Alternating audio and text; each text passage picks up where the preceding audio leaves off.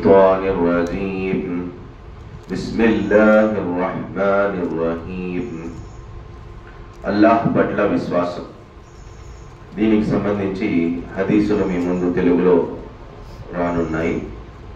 మొట్టమొదటి హదీస్ హజరత్ ముఆజ్ బిన్ జబల్ రజియల్లాహు తఆలా ఉల్లేఖించారు. ఒకసారి ప్రయాణంలో నేను వాహనంపై దైవ ప్రవక్త సల్లల్లాహు అలైహి వసల్లం వెనుక కూర్చొని ఉన్నాను. నాకు ఆయనకి మధ్య జీను వెనుక భాగం తప్ప మరేమీ లేదు. ఆయన ముఆజ్ బిన్ జబల్ అని పిలిచారు. అయ్యా సెలవీయండి, నేను ఇక్కడే ఉన్నాను అన్నాను నేను. ఆయన మౌనం వహించారు. కొంత దూరం వెళ్ళాక తిరిగి పిలిచారు, ఓ ముఆజ్ బిన్ జబల్. దానికి నేను అయ్యా సెలవీయండి, బానిసను, ఇక్కడే ఉన్నాను అని సమాధానం ఇచ్చాను. కానీ ఆయన ఏమీ పలకలేదు. మళ్ళీ కొంత దూరం పోయాక ఓ ముఆజ్ బిన్ జబల్ అని పిలిచారు ఆయన. మూడవసారి కూడా నేను అలాగే సమాధానం ఇచ్చాను. అప్పుడు ఆయన అల్లాహకు దాసులపై ఉన్న హక్కు ఏమిటో నీకు తెలుసా అని అడిగారు. అల్లాహ్కు ఆయన ప్రవక్తకే బాగా తెలుసు అని నేను బదులిచ్చాను. దానికి ప్రవక్త మహనీయులు సల్లల్లాహు అలైహి వసల్లం అల్లాహ్కు దాసులపై ఉన్న హక్కు ఏమిటంటే వారు ఆయన్నే ఆరాధించాలి, ఈ ఆరాధనలో మరెవరిని భాగస్వాములుగా చెయ్యకూడదు అని సెలవిచ్చారు. ఇంకా కాస్త దూరం వెళ్ళి ముఆజ్ అని పిలిచారు. సెలవీయండి, మీ మాటను సావధానంగా విని పాటిస్తాను అని జవాబు పలికాను. అల్లాహ్ను ఆరాధించే దాసులకు అల్లాహ్పై ఉన్న హక్కు ఏమిటో నీకు తెలుసా అని అడిగారు. అల్లాహ్కు ఆయన సందేశహరునికే బాగా తెలుసు అని నేను బదులు పలికాను. దాసులకు అల్లాహ్పై ఉన్న హక్కు ఏమిటంటే ఆయన వారిని శిక్షించకుండా ఉండాలి అని సెలవిచ్చారు. ఇది బుఖారీ మరియు ముస్లిం షరీఫ్ యొక్క హదీస్. ఇది అల్లాహ్ పట్ల విశ్వాసానికి సంబంధించిన హదీసు. దీని యొక్క వివరణ, ఈ హదీసు యొక్క వివరణ క్లుప్తంగా హజరత్ ముఆజ్ బిన్ రజియల్లాహు తఆలాకి వివరించిన దానికి భావం ఏమిటంటే, హజరత్ ముఆజ్ రజియల్లాహు తఆలాను వివరించిన దానికి భావం ఏమిటంటే, నేను ఆయనకు అతి సమీపంలో ఉన్నాను. చెప్పడానికి వినడానికి ఎలాంటి అవరోధము లేదు.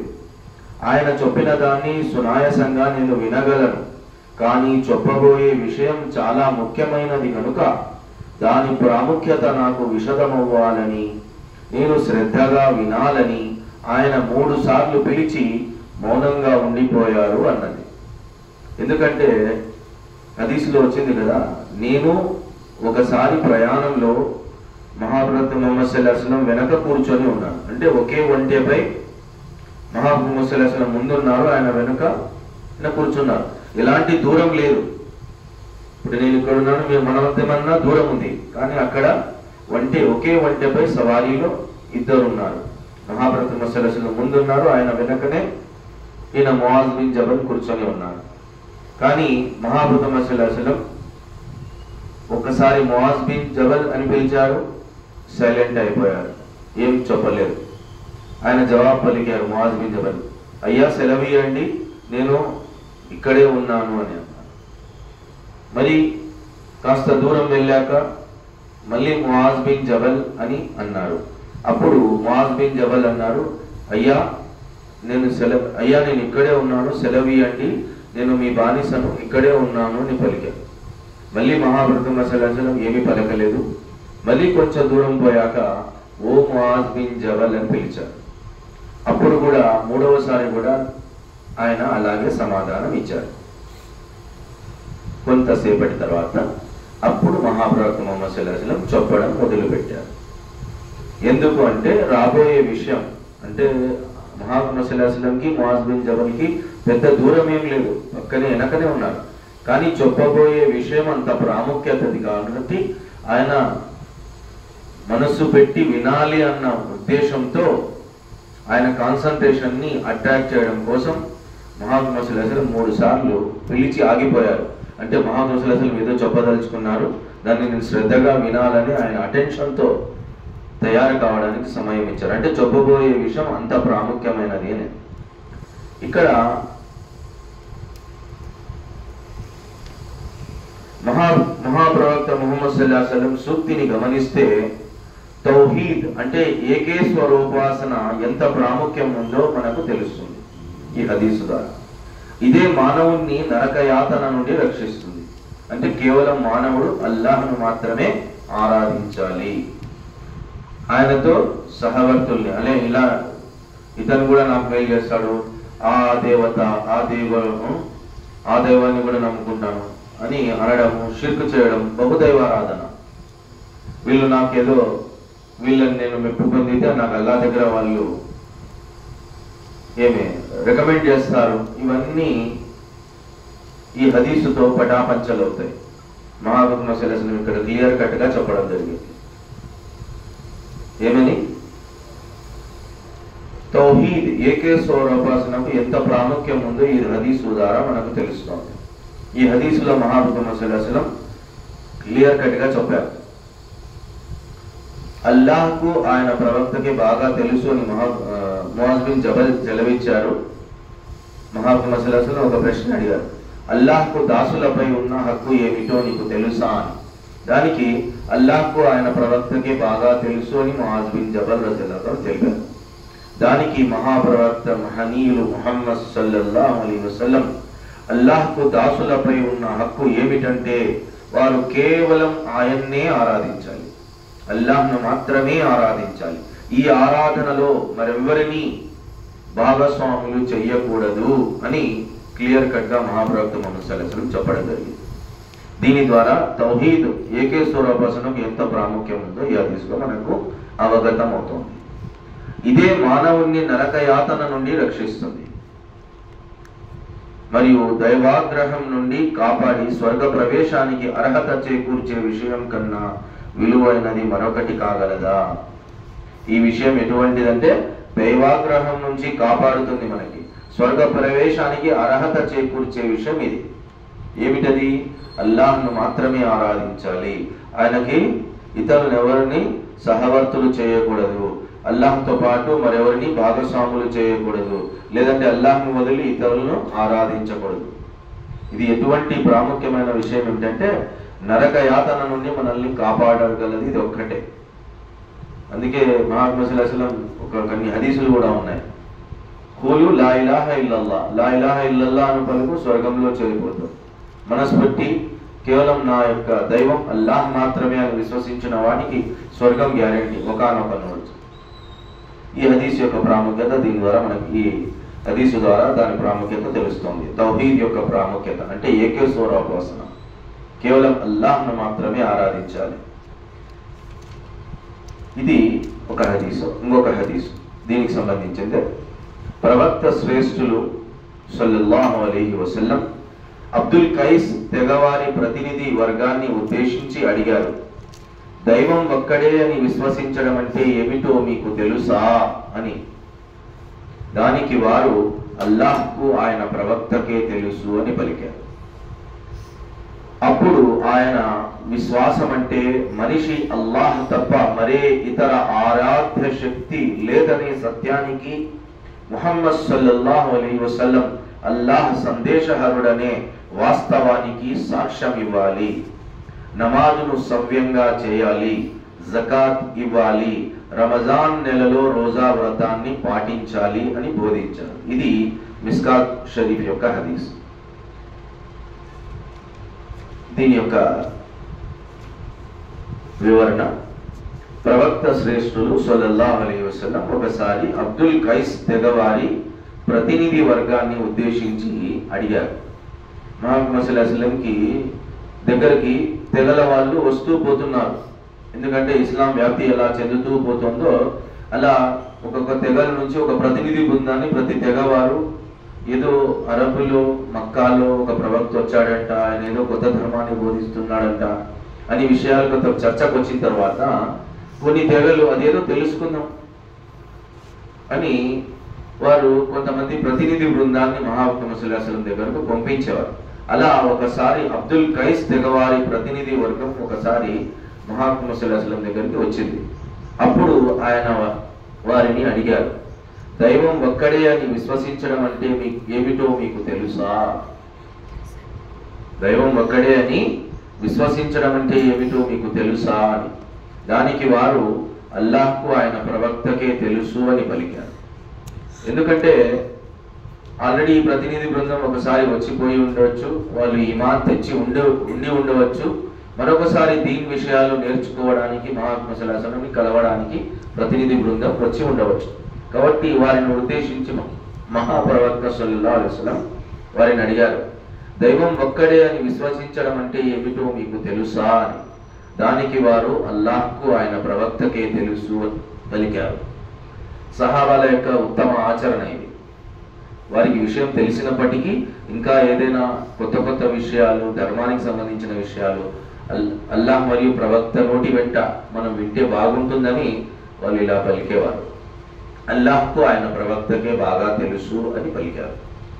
అప్పుడు ఆయన విశ్వాసం అంటే మనిషి అల్లాహ్ తప్ప మరే ఇతర ఆరాధ్య శక్తి లేదనే సత్యానికి, ముహమ్మద్ సల్లల్లాహు అలైహి వసల్లం అల్లాహ్ సందేశహరుడనే వాస్తవానికి సాక్ష్యం ఇవ్వాలి అన్నారు. అదే కదా, మనం కొత్తగా ఎవరైనా ఈమాన్ తెస్తే మనం కల్మా పట్టిస్తాం, కల్మా చదివిస్తాం. కల్మా చదివితే అతను ముస్లిం అయిపోతాడు. ముస్లిం అంటే ఏమి? దైవ విధేయుడు, అల్లాహ్ యొక్క విధేయుడు అని. అదే కదా, కల్మా చదివిస్తాం, లా ఇలాహా ఇల్లల్లాహ్ ముహమ్మదుర్ రసూలుల్లాహ్. లా ఇలాహా ఇల్లల్లాహ్ అంటే ఏమి? లా అంటే నహి, అంటే ఎవరు లేరు, అల్లాహ్ తప్ప వేరే దైవం లేడు అని. లా ఇలాహా ఇల్లల్లాహ్, నహి కోయి మాబూద్ సివాయ అల్లాహ్ కి అంటాం ఉర్దూలో. లా అంటే నహి, లేడు. ఇలాహ్ అంటే మాబూద్, దైవం. ఏ దైవం లేడు, కేవలం అల్లాహ్ మాత్రమే. మరియు ముహమ్మద్ సల్లల్లాహు అలైహి వసల్లం, ముహమ్మదుర్ రసూలుల్లాహ్, ముహమ్మద్ సల్లల్లాహు అలైహి వసల్లం అల్లాహ్ యొక్క చిట్ట చివరి ప్రవక్త అని మనం సాక్ష్యం ఇవ్వాలి. ఇది విశ్వాసం అంటే. విశ్వాసం అంటే ఇదే. సింపుల్ గా మనం అల్లాహ్ ఒక్కడే అని సాక్ష్యం ఇవ్వాలి, మరియు అల్లాహ్ తరపున చిట్ట చివరి ప్రవక్త ముహమ్మద్ సల్లల్లాహు అలైహి వసల్లం అని సాక్ష్యం ఇవ్వాలి మనస్ఫూర్తిగా. అప్పుడు అతను విశ్వాసి అవుతాడు. విశ్వాసం అంటే అదే. తర్వాత నమాజును సవ్యంగా చేయాలి. విశ్వాసం తర్వాత వెంటనే మనపై ఏమైతుంది? నమాజ్ విధి అవుతుంది.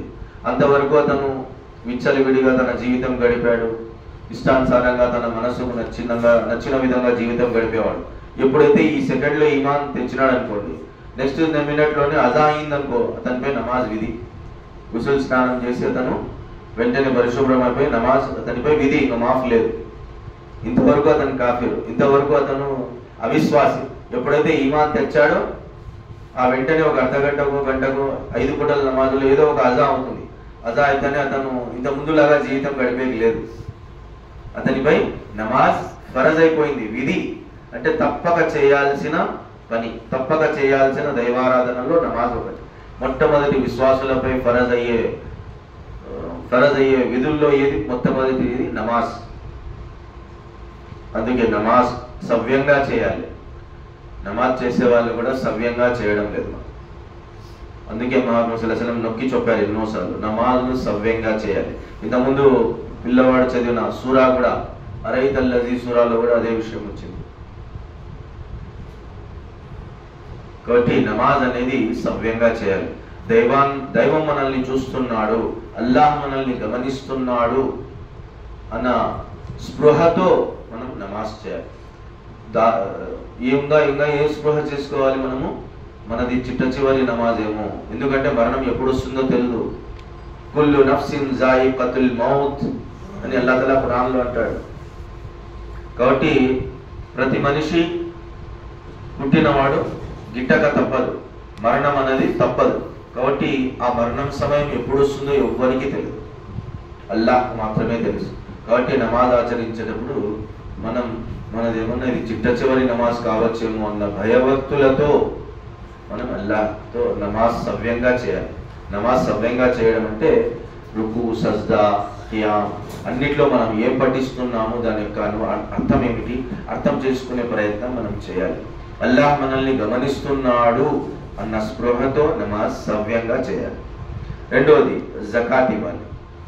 స్థితిమంతులైతే అంటే అల్లాహ్ తఆలా వాళ్ళకి డబ్బు హోదా అన్ని ఇచ్చి ఉన్నట్లయితే 1 సంవత్సరం పాటు అతనికి జీవితం గడిపే అంటే డబ్బు అంత ఉంది అంటే తినే తిండికి ఏమీ లోటు లేదు, ఉండి కూడా బ్యాంక్ బ్యాలెన్స్ ఉంది, బంగారు వెండి ఉన్నాయనుకోండి, తినే తిండికి ఏం లోటు లేదు మరియు బంగారు వెండి ఆభరణాలు ఉన్నాయి ఉన్నట్లయితే దాని మీద జకాత్ 100కి 2.5%, 100కి 2.5 పైసలు జకాత్ ఇవ్వాలి. బంగారం యొక్క జకాత్ మనకు తెలుసు, 7.5 తులం బంగారం మన దగ్గర ఉంటే అతని మీద జకాత్ ఫరజ్ అయిపోతుంది. అదేవిధంగా వెండి 52.5 తులాల వెండి లేదా అంత విలువ చేసే సొమ్ము కానీ సొమ్ము రూపంలో కానీ డబ్బు రూపంలో కానీ బంగారం రూపంలో కానీ వెండి రూపంలో కానీ ఇలా ఉన్నట్లయితే మనం ఆ సొమ్ము మీద ఆ ఆభరణాల మీద జకాత్ చెల్లించాల్సి ఉంటుంది. ఇది స్థితిమంతులపై తప్పక చెల్లించాల్సిన విధి. తర్వాత రమజాన్ నెలలో రోజా వ్రతాన్ని పాటించాలి. విశ్వాసం తెచ్చిన తర్వాత ఇవన్నీ ఒక్కొక్కటిగా ఫరజ్ అవుతూ వస్తాయి. ఫస్ట్ స్టెప్ విశ్వాసం తెస్తానే నమాజ్ ఫరజ్ అవుతుంది. తర్వాత స్థితిమంతులైతే జకాత్ చెల్లించాలి. తర్వాత సంవత్సరంలో ఒకసారి రంజాన్ మనకు అల్లాహ్ తఆలా పంపిస్తాడు. రంజాన్ నెల, ఆ నెల మనం చూసినట్లయితే నెలవంక చూసినట్లయితే రంజాన్ నెలలో మనం జీవించున్నట్లయితే ఖచ్చితంగా మనం రోజా వ్రతాన్ని పాటించాలి. ఇది ఎంతో శుభాలు గల నెల రంజాన్ నెల. ఆ నెలలోనే మనకు ఖురాన్ అవతరించింది. దీని గురించి మనం మళ్ళీ తెలుసుకోవచ్చు. చెప్పబోయే విషయం ఏమిటంటే విశ్వాసం యొక్క ప్రాముఖ్యత. విశ్వాసం అంటే ఏమిటి అన్నదానికి ఆన్సర్ ఇక్కడ హదీస్లో వచ్చింది. విశ్వాసం అంటే అల్లాహ్ తప్ప మరే ఇతర ఆరాధ్య శక్తి లేడనే సత్యానికి మరియు ముహమ్మద్ సల్లల్లాహు అలైహి వసల్లం అల్లాహ్ సందేశహరుడనే వాస్తవానికి సాక్ష్యం ఇవ్వాలి. అప్పుడే అతను విశ్వాసి అవుతాడు. ఇలా సాక్ష్యం ఇచ్చిన వెంటనే అతని మీద నమాజ్ ఫరజ్ అయిపోతుంది. స్థితిమంతుడైతే జకాత్ ఫరజ్ అయిపోతుంది. అలాగే రంజాన్ నెల వస్తే రంజాన్ నెలలో విధిగా రోజాలు కూడా మనం పాటించాల్సి ఉంటుంది. ఇక చివరి హదీస్ మీ ముందు ఉంచి నేను విరమించుకుంటాను. హజరత్ అనస్ రజియల్లాహు తఆలాను ఇలా అన్నారు, మహాప్రవక్త సల్లల్లాహు అలైహి వసల్లం ప్రసంగించినప్పుడల్లా ఈ విషయాలను తప్పనిసరిగా ప్రస్తావించేవారు.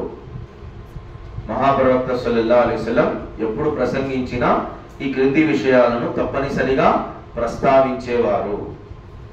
అవేమో చూడండి, జాగ్రత్తగా వినండి. ఎవరిలోనైతే అమానతు లేదో వారిలో ఈమాన్ అంటే విశ్వాసం లేదు అని అనేవారు. మరియు ఎవరికైతే వాగ్దానం పట్ల గౌరవం లేదో వారిలో దీన్ అంటే ధర్మం లేదు అని మహాప్రవక్త సల్లల్లాహు అలైహి వసల్లం ఎప్పుడు ప్రసంగించినా ఈ విషయాలు చెప్పేవారు.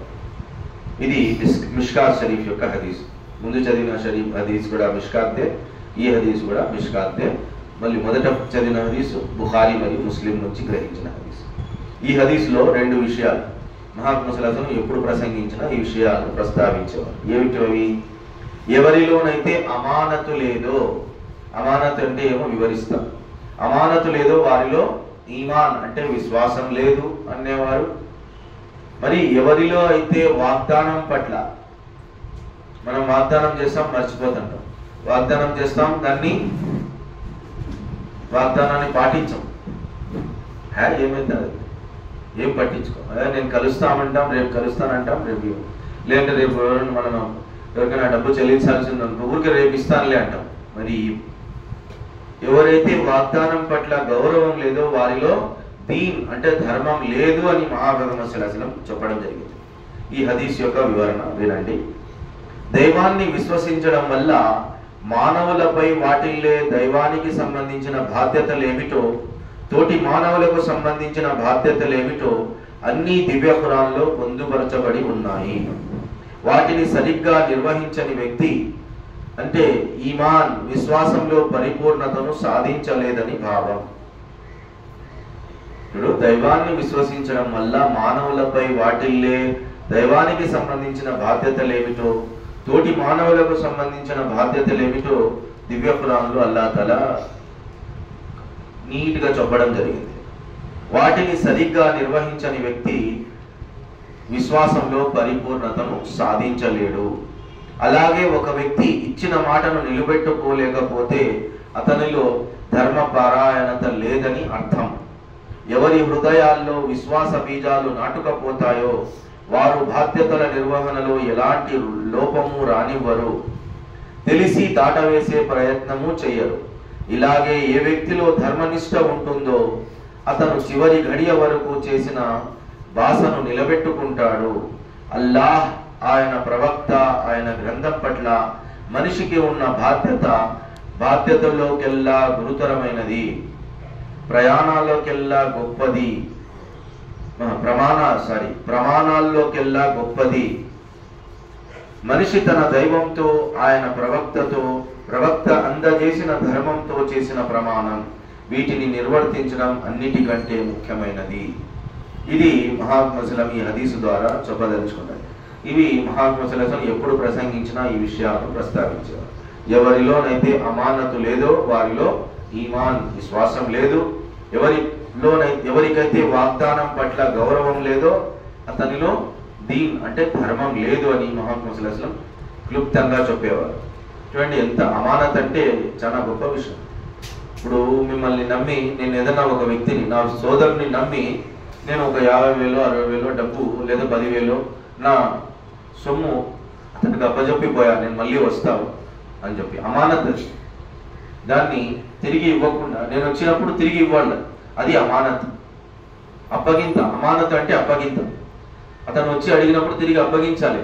అలా కాకుండా దాన్ని వాడుకొని, స్వయానికి వాడుకొని, అతను వచ్చి అడిగినప్పుడు నువ్వు నాకు ఎప్పుడు ఇచ్చినావని ఎదురు తిరగడం, ఇది అమానత్లో ఖియానత్ అంట. ఇలాగే ప్రతి విషయం అమానత్ అంటే చాలా విషయాలు వస్తాయి. సింపుల్గా అర్థం కావడానికి ఒక ఎగ్జాంపుల్ చెప్తాను. అప్పుడు కాలంలో బ్యాంకులు ఇవన్నీ లేవు కదా. ఇప్పటికి కూడా మనిషికి అవసరమైతాయి ఎన్నో విషయాల్లో. కొంతమంది మనం ఎంత బ్యాంకు బ్యాలెన్స్లు ఉన్నా ఏమున్నా మనిషి తోటి మనిషిని నమ్మి కొన్ని విషయాలు, కొన్ని విలువైన వస్తువులు, తన విలువైన సొమ్ము కొంత దగ్గర పెట్టిపోతాడు అవసరం కొద్దీ. అప్పుడు అతను వచ్చి తిరిగి ఇచ్చినప్పుడు అతని అమానత్ అతనికి ఇవ్వాలి, అతని అప్పగింత అతనికి ఇచ్చివేయాలి, అతని సొమ్ము అతనికి ఇచ్చివేయాలి.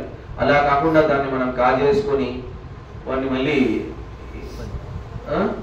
అతన్ని నిందించి మాట్లాడటము, అతన్ని ఇది చేసుకోవడం, ఇది సాక్షాం పిలుచురాపను నాకు ఎప్పుడు ఇచ్చింది కాదు. అందుకే అతనిలో మహాత్మా సల్లం ఇలా ఎవరైతే చేస్తారో, ఎవరిలోనైతే అమానత లేదో వారిలో విశ్వాసం లేదు అన్నారు. అలాగే ఎవరికైతే వాగ్దానం పట్ల గౌరవం లేదో, ఎన్నో వాగ్దానాలు చేస్తుంటాం మనం. సెల్ ఫోన్లో మాట్లాడుతూనే వాగ్దానాలు చేస్తాం, ఎవరితో మాట్లాడుతుంటేనే వాగ్దానాలు చేస్తాం. ఖచ్చితంగా రేపు కలుస్తా, ఓకే, వాడు రేపు మర్చిపోతాడు, వాడు పట్టించుకోడు.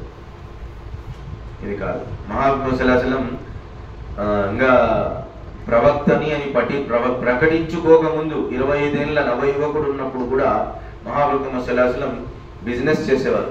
అప్పుడు తన సోదరుడు ఎవరో ఇట్లా బజార్లో ఇద్దరు కలిసి వెళ్తుంటారు. మహాత్మా సల్లంని అతని యొక్క మహాత్మా సల్లం యొక్క తెలిసిన వ్యక్తి, స్నేహితుడు, ఓ ముహమ్మద్ సల్లం మీరు ఇక్కడే ఉండండి, నేను ఇప్పుడే వస్తానని చెప్పిపోతాడు. ఆయన మహాత్మా సల్లం బజార్లో అలానే నిలబడిపోతారు. నా సోదరుడు వస్తాడు కదా, అతను చెప్తాడు, వాగ్దానం చేస్తాడు, పోయింటాడు.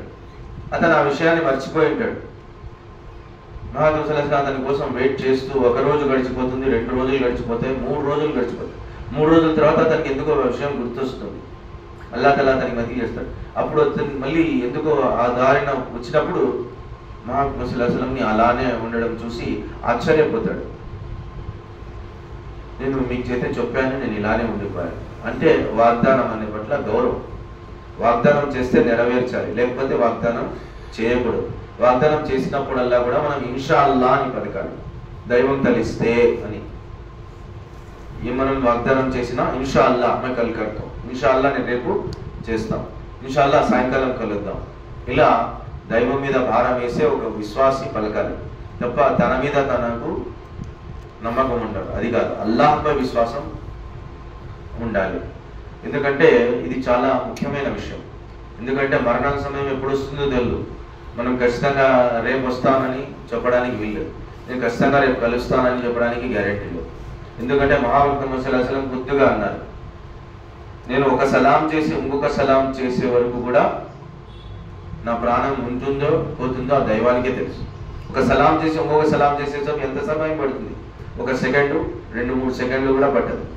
అంత సమయం కూడా నా ప్రాణం ఉంటుందో లేదో, లేదా ఆ లోపలే నా ప్రాణం తీసేసుకుంటాడో అల్లాహ్ తఆలా, ఆ అల్లాహ్కే తెలుసు. కాబట్టి వాగ్దానం చేసినప్పుడల్లా కూడా మనము ఇన్షా అల్లాహ్ అని పలకాలి. కాబట్టి ఈ హదీసుల ద్వారా ఈరోజు నేను ముగిస్తున్నాను. ఇన్షా అల్లాహ్ మీ ముందు ఇలాగే వారానికి ఒకసారి తెలుగులో హదీసులు ఉంచడానికి ప్రయత్నం చేస్తాను. అల్లాహ్ తఆలా నేనైతే ఏదైతే హదీసుల ద్వారా మీ ముందు వివరించడానికి ప్రయత్నం చేశానో, హదీసులను పఠించానో, వీటిపై ఆచరించే భాగ్యాన్ని నాకు, మీకు మరియు మనందరికీ అల్లాహ్ తఆలా ఆచరించే భాగ్యాన్ని కలుగజేయుగాక. వాఖిరు దవానా అల్హమ్దులిల్లాహి రబ్బిల్ ఆలమీన్.